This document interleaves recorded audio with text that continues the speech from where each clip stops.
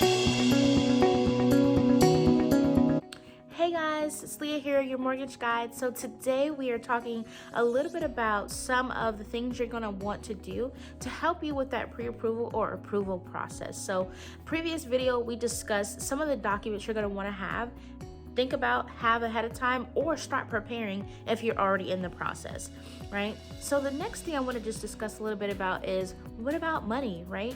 How much is this going to cost me on the front end to get this going and get us to the closing table? Okay, so some things that we tend to not think about or kind of forget that we need is sometimes we do need funds to get this started. Okay, so we're just going to dive in.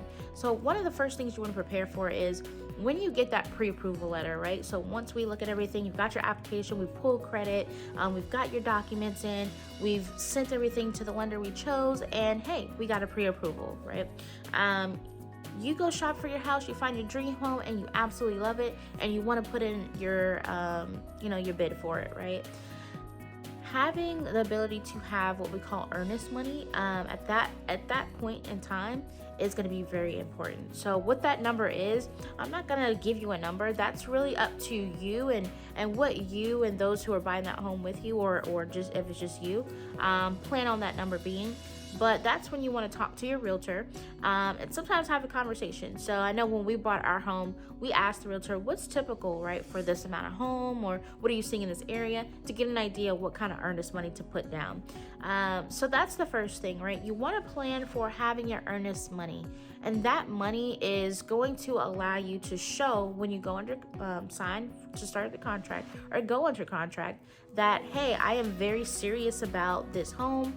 I'm very serious about, going forward. I've already got pre-approval. I've got the earnest money. I want to make this happen. So that's the message that you're telling the sellers and your realtor, and then their realtor as well. Everybody in the whole transaction process, you're letting them know that I am very serious about this. I want to buy this home, because believe it or not, things do happen, right? There are people who put contracts in and put a bid in or whatever, and they're not really that serious about it. So this is where the earnest money kind of helps everyone in their transaction feel good about that this is going to take place and move forward, right? So that's the first thing you want to plan for, is earnest money. The second thing you want to plan for is a down payment, right? So specifically for me and for what I do currently, there are programs available, right? There are programs available for little to no money down. So if you have little money down, that could be anywhere from, 3.5% with an FHA loan, which is typical, right? Some conventional loans allow for a little bit lower than that, 5%, 20%. So thinking about that, right? Thinking about what do you need to prepare for your down payment, right? Depending on what kind of loan you go with. If you have a USDA or FHA loan, you are not going to have to worry about a down payment. Those are 100% financed loans. So VA too, you also got to know what you're eligible for. So just kind of be aware of that when you get your certificate of eligibility and talk to the Veteran Affairs Office. But otherwise, typically you're going to be 100% financing on those loans. You also have down payment assistance options. So, we'll talk about that a little bit more in another video, but there are down payment assistance options available. So then you probably would not have to think about coming up with a whole down payment, but some of those programs do require you to have something on hand, anywhere from, a couple thousand or more. So just think about those things, right? So the second thing, again, down payment. What do you want to put down? What is that going to look like for you? And then how does that affect the kind of program that we end up choosing for your loan, right? The third thing you want to think about when it comes to costs, closing costs. So this is a big one, right? So this is where a lot of people say, man, you really got to plan for having a lot of money, right? Again, it just depends, right? So it's going to depend on a couple factors. It's going to depend on were you able to get a down payment or cost assistance program. There are those programs out there nationally, statewide, and even countywide in some places that will help you, assist you, especially if you're a first-time home buyer, in helping with closing costs, either the whole thing or partial. So do some research, figure out what's out there, right? Another thing, the seller, who you're buying your home from.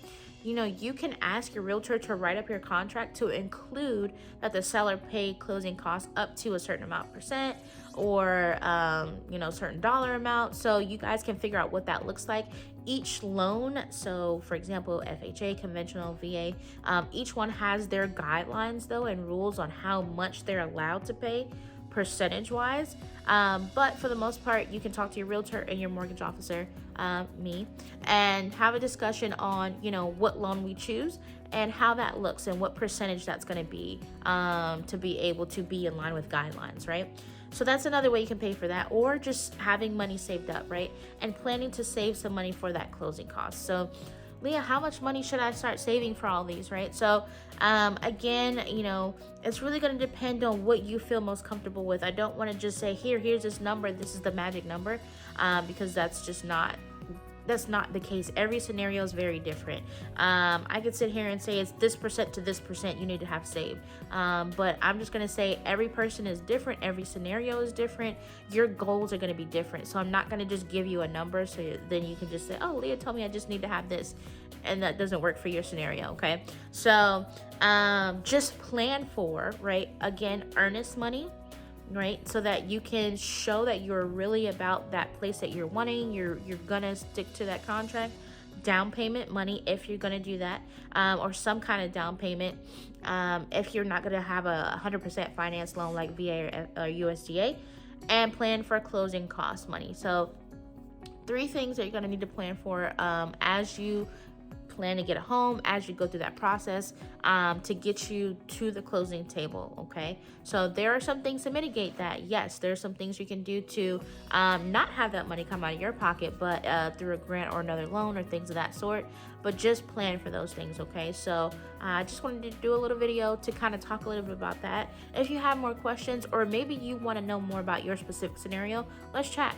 www.liahjones.com. We can chat, we can talk, and we can kind of go over a couple things, have a mortgage consultation. Until then, I hope to see you soon. Bye-bye.